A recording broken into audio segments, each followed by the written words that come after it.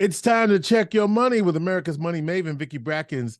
Vicki Brackens is the president of Brackens Financial Solutions Network, LLC, and a registered representative of LPL Financial, member SIPC. Vicki, happy Easter. Happy Easter, Mr. Hippity Hoppity. You look just like an Easter bunny today. I think you're having a flashback from when you were a kid, right? Yeah. Oh my God. When I grew up in New York, and so, you sometimes we had to find an outfit on Easter Sunday, and you go down to Delancey Street, maybe the Sunday before, but a lot of last minute, get your new Easter outfit, your Easter clothes. Right. And then we had dinner. We didn't really have ham. A lot of people did that. We had lamb and not ham. So that's how we celebrate. So I hope everybody's having a happy Resurrection Sunday for Absolutely. those who are celebrating. And also for those who are also celebrating happy Passover as well. We've got the two kind of coming together, right? Okay. And we actually also have Ramadan. Ramadan is in progress, right? In progress already. Right, in progress. Ramadan Mubarak. So happy Ramadan, and hope that your fast is easy for those who are. Thank you. All right. So we got them all, the majors. Okay, exactly. All right. George, before I forget, I want to you always talk about that I love to dovetail. So I want to dovetail back to our conversation last week. Yes. Because we gave everyone an assignment to track their expenses. And I've heard from a few folks that they're having a little bit of difficulty tracking their expenses. But hold on, Vicki. It ain't that simple. You said you don't care about their budget. I don't want those expenses are not the budget. The no, expenses of what you were doing. But I just want to say you had a little attitude about that. You said, I don't care about your budget. I don't care about your budget. Okay. I really don't care about your budget. Okay. And I got some feedback from that to say, well, okay, now keeping it real, it's your expenses, and people have trouble tracking, right? Having trouble tracking. So if you go to our website at brackensfsn.com, that's BRACKENS FSN.com, we have a link there to a expense calculator, which might be of service to some individuals who have not done this before. It's already set up to run all the calculations as far as keeping them added up and extrapolating them out to a 12-month period. So go there and you should be able to find that. So I'm going to leave that alone, George, because that's a assignment that has a 3-month progress report coming up. We'll come back periodically and check and see how folks are doing. But what we want to, in fact, this is kind of a different kind of week. Okay. I told you that this week, I wanted you to just ask me questions. Okay. About the things that you're hearing that are on everyone's mind. And we would deal with some of those today. I have to say, but before we start, none of the responses that we give are going to be specific investment advice. You should seek advice on your taxes and your specific investments with your own individual advisors. Okay, now, George, let's go. This disclaimer, what do you call it, has been given. It has been given. Okay, all right. I think the first thing, Vicki, and this goes to the expenses that you just talked about. Right now, I think many of us are subscribers. You go to a place and they want your email. And in the email, you're always getting messages about how to spend your money. And the deals look very good. Am I talking about myself? Anyway, and then you find yourself hitting click, right? And buying something that maybe you didn't plan for because you're constantly being bombarded with your emails. So is the best advice there to unsubscribe, but then you might miss the big deal? Or what do you think should be done about the direct messages in your inbox with opportunities for you to spend money? I'm going to go back to, and it might sound a little old school, but remember when the days were that when you actually shopped in stores? Right. Feels Do you like remember forever. those days? You remember those days? Actually shopped in stores, and right there at the checkout stand, they always had the candy and all of the other things that were the last minute purchases that were there to tempt you. Okay, that same psychology is taking place with a lot of the emails that are coming through, because The emails are those tantalizing little tidbits just before you decide to make a decision to do something else. Right. And it's always subscribe for a free period of time, which we know and marketers know, and that most of us, Vicki Brackens included, forget what the ending dates are.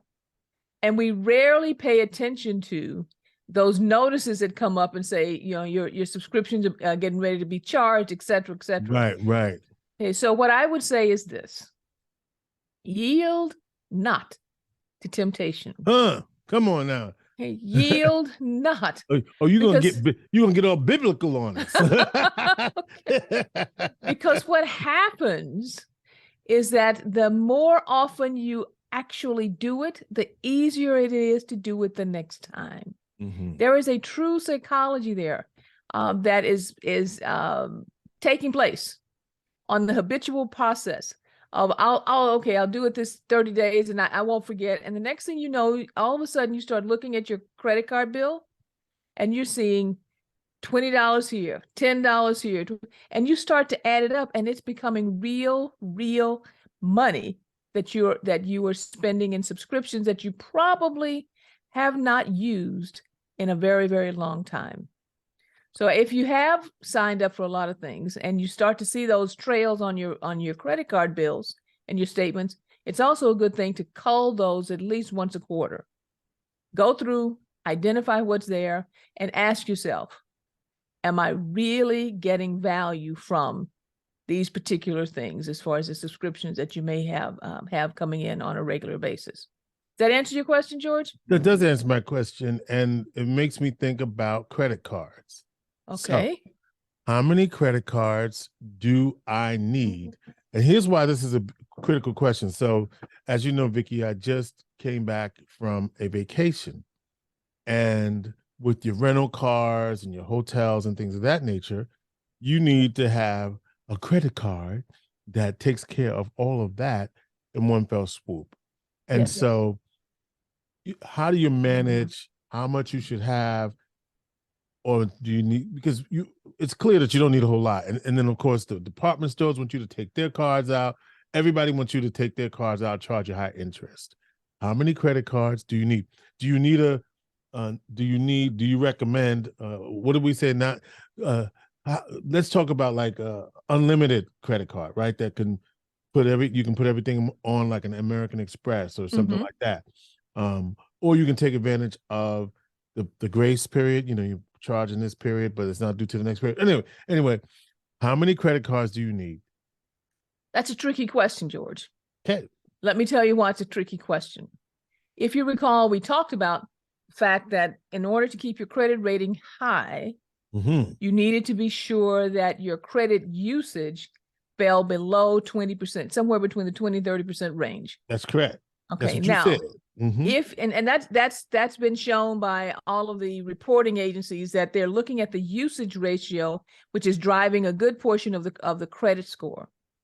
So now if you only have a couple of cards and you don't have substantial credit lines built in those cards, and you're running them up to the max level above that range that we just talked about, you're going to drive your credit score down, which is going to make it more difficult for you to obtain other types of purchases that may be of greater value to you, like your car or your home. Right. You want to be in the 7, and you want to be in the 800. I want you somewhere between 750 and 800. 750 and 800. And 880 would be great, which is the perfect one, but somewhere between that 750, 770, 8 to 800 range. Right. But if that credit usage number is too high, so even though, and this is crazy, even though you may only have $2,000 on your bill and someone else may have $10,000 on their bill, if their credit usage ratio is $35,000, their credit line, and yours is only $2,500, your usage is basically 90% versus theirs being 28 or 30%. And so the impact is quite different, even though the bottom line as far as what's owed is actually more in your favor. So what I would say is this: you have got to, if you only have a couple of credit cards, then you've got to be diligent about watching the ratio of usage that's there. Effectively, what I'm saying is that you probably got to pay that credit card off every month. Basically Okay. what you're saying. Okay. Unless you have a huge line of credit that always keeps you below.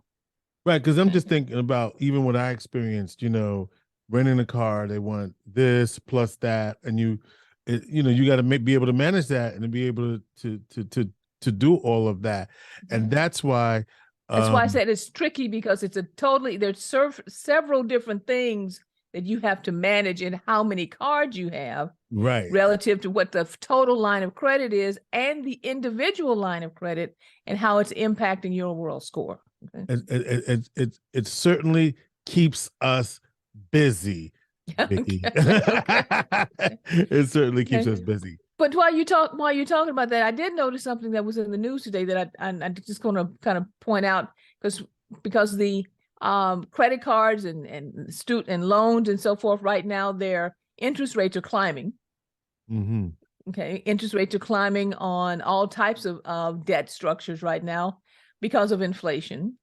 But something interesting is starting to happen. This is not a guarantee. It's just like one of those green shoots, one of those interesting things that we're starting to see. You remember when we were talking about supply chain issues and there was not enough on the shelves? Supply chain managers are starting to report that the shelves are not only filled, but warehouses are getting filled up. Why is that important? Remember you asked me last week about why the raising interest rates would be a good thing? And I said it would slow down consumption. Our first indication of slowing down of consumption is the fact that warehouses are starting to fill up, because things are not coming off the shelf at the same rate, because the consumer is starting to buy less. Because they're starting to buy less, and I know you've probably seen this, George, you're getting more and more advertisements concerning sales. Yeah. More and more concerning sales in kind of strange places. I got one from Omaha Steaks the other day. Okay. Like a 50% sale. I mean, as far as meat purchases and from Skechers, all of a sudden, lots and lots of sales, because the inventories are starting to build up in warehouses, and they've got to get the inventory sold, or there's going to be spoilage and all sorts of things. What that does tell us, though, is that we might be reaching a peak on the inflation period, because then consumers are pulling back, and as they pull back, merchants can't sell, they have to create sales, the pricing starts to come down, and the reverse unwinding takes place. All right. Well, Vicki, look, Gloria cooking in the kitchen. I got to go eat. Got you. Okay, Okay. But just a kind of a tidbit of something that is going on right now. So what's your next question, George? Well, I'm ready.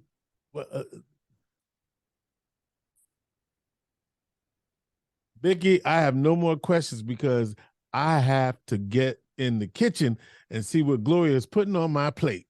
Okay, then. Well, since I know that Gloria is an amazing cook, my soror knows exactly what to do and exactly what to put on your plate. I'm not going to stop you or slow you down. Wishing everybody again a happy holiday season, a blessed holiday season. And at this point, George, I'll say it in our official way: our plate is full. And if you want to holler at Vicki Brackens, you can holler at her at info@brackensfsn.com or 315-930-4499. And Vicki Brackens is the president of Brackens Financial Solutions Network, LLC, and a registered representative of LPL Financial, member SIPC. She is America's moneymaker.